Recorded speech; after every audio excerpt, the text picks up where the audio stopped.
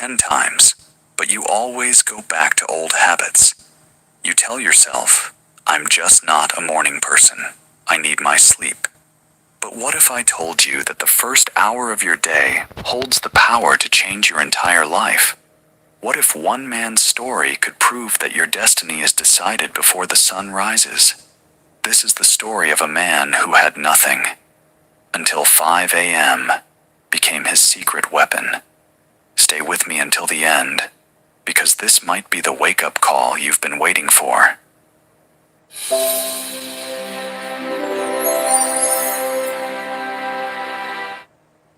In a small industrial town where factories hummed day and night, there lived a 32-year-old man named Thomas. Thomas worked as a night security guard at a textile warehouse. Every evening at 8 p.m. he arrived at the gate. Every morning at 6 a.m., exhausted and drained, he went home to sleep. His salary was barely enough. He lived in a tiny one-room apartment with a broken fan, a mattress on the floor, and a single light bulb that flickered when the power was low. His clothes were old. His shoes had holes. But more than physical poverty, Thomas suffered from something deeper. He felt trapped. Every morning, as he walked home past the sleeping town, he saw other people's lives through their windows. Families having breakfast together, children preparing for school, men in clean shirts heading to office jobs. And Thomas would think, will this be my life forever? Walking home while everyone else is waking up to their dreams. He had tried to change. He applied for better jobs, but with only a high school education, every door closed. He wanted to learn new skills, but after working all night, he was too tired to do anything except sleep. His mother, who lived in the countryside, would call him once a week. Thomas, my son, when will your life get better? I'm getting old.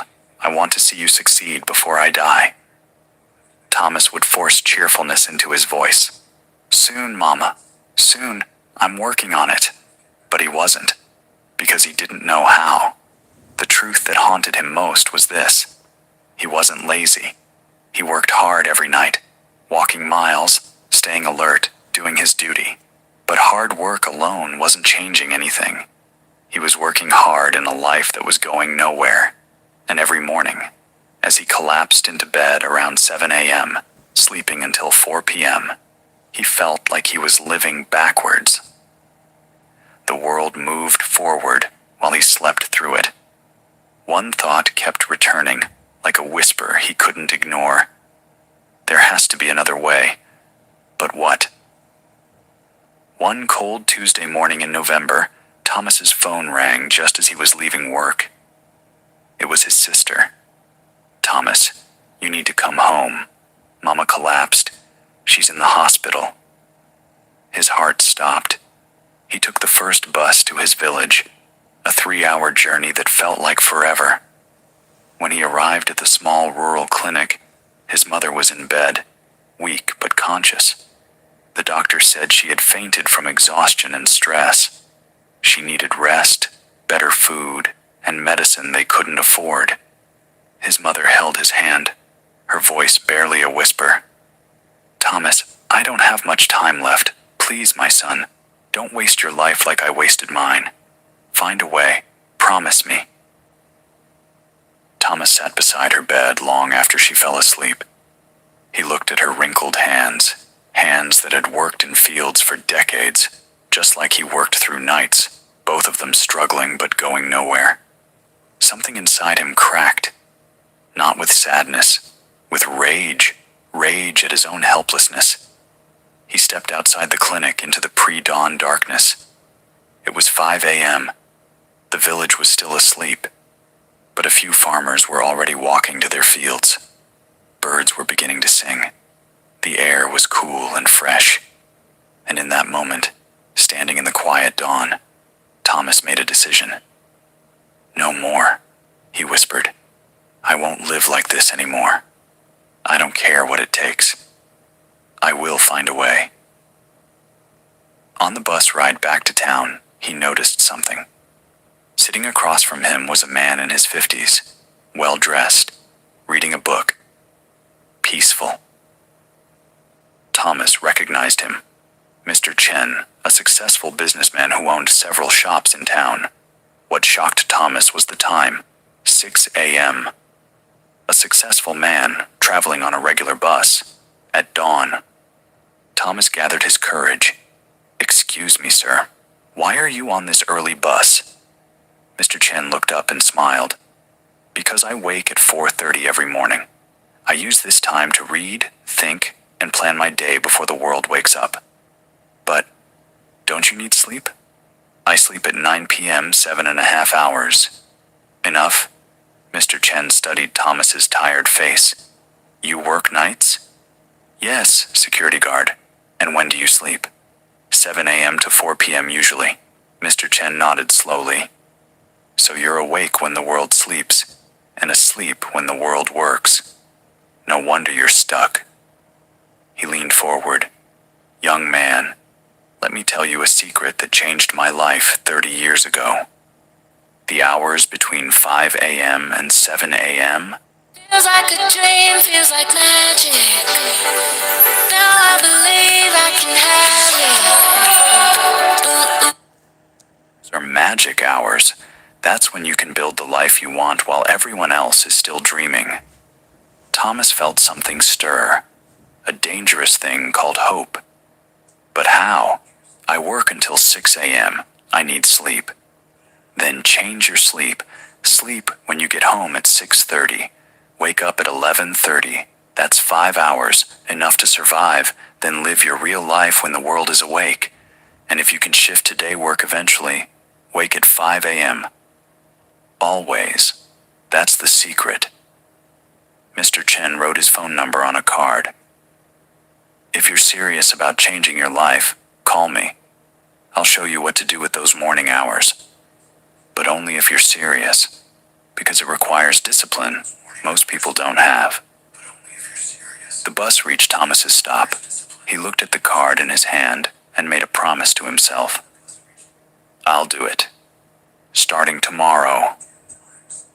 That evening, Thomas did something he had never done in his life. He called Mr. Chen the next day at 11 a.m.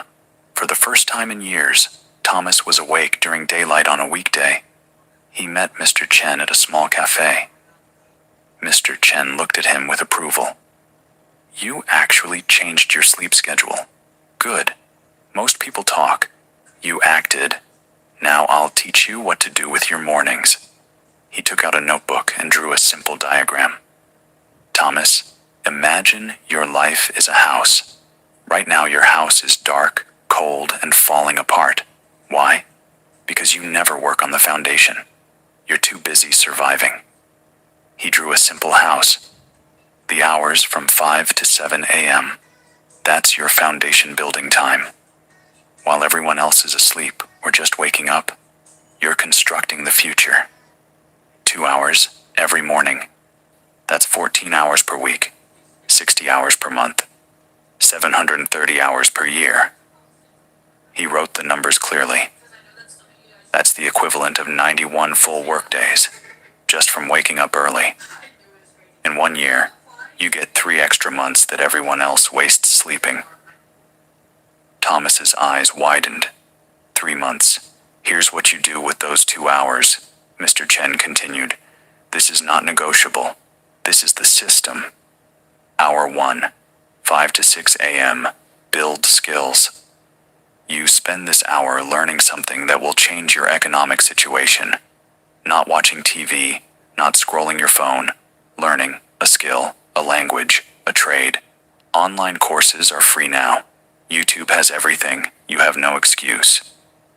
Hour 2, 6 to 7 a.m. Build body and mind.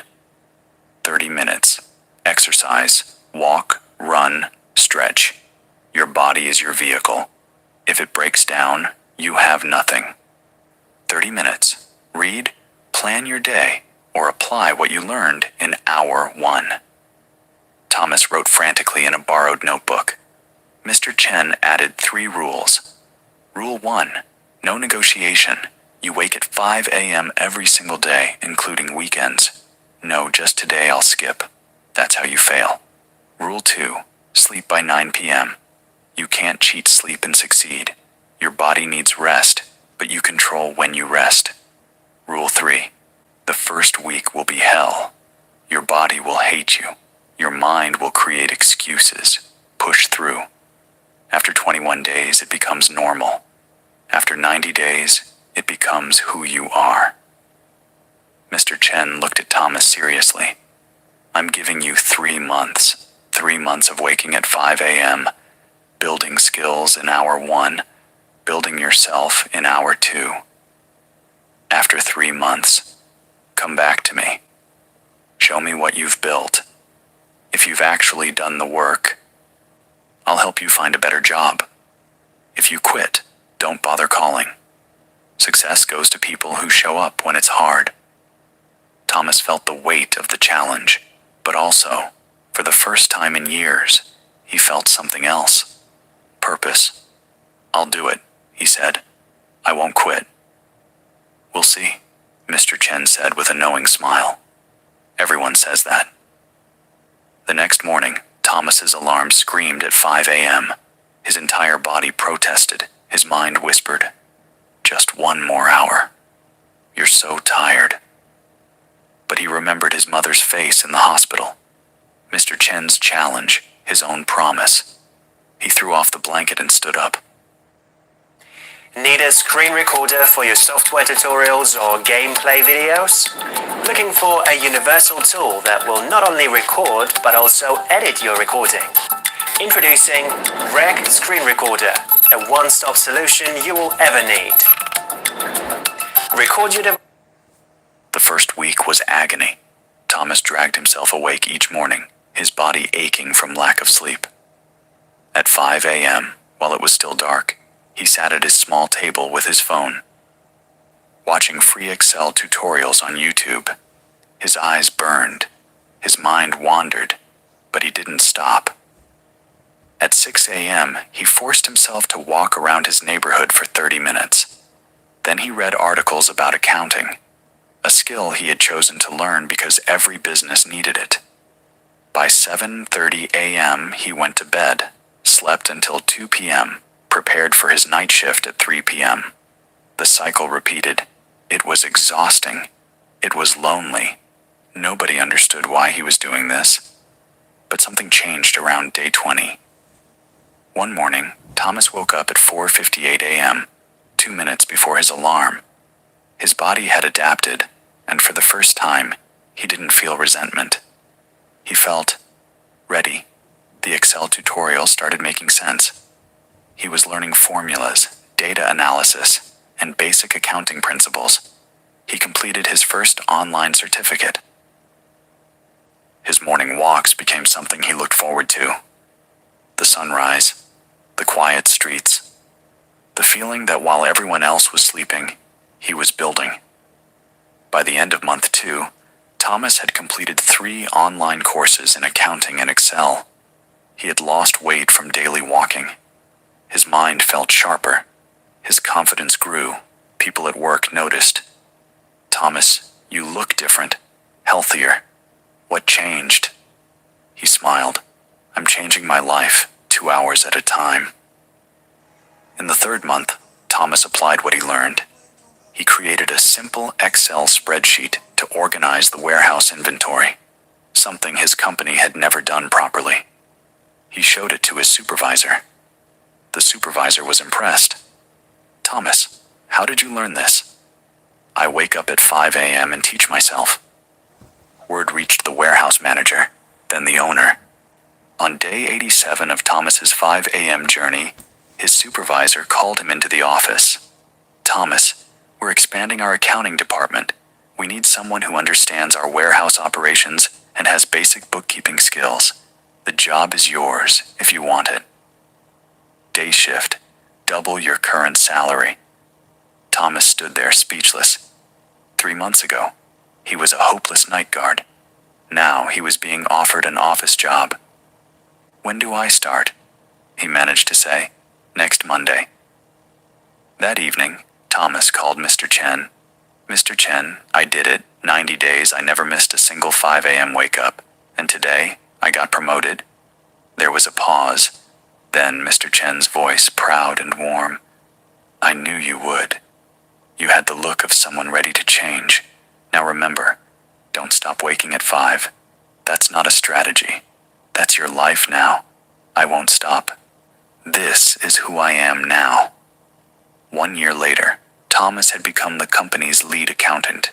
He had saved enough money to move his mother to town, get her proper medical care, and rent a decent 2-bedroom apartment. Every morning at 5 a.m., he still woke up. Not because he had to, but because those 2 hours were sacred. That's when he learned new software, read business books, and planned his future. His co-workers would ask, Thomas, why do you wake up so early? You've already succeeded. He would smile and say, proof of something powerful. Your life can change. Not someday. Not when circumstances improve. Right now. Starting tomorrow morning at 5 a.m. Here's what most people don't understand. The difference between where you are and where you want to be is not talent. It's not luck. It's not even hard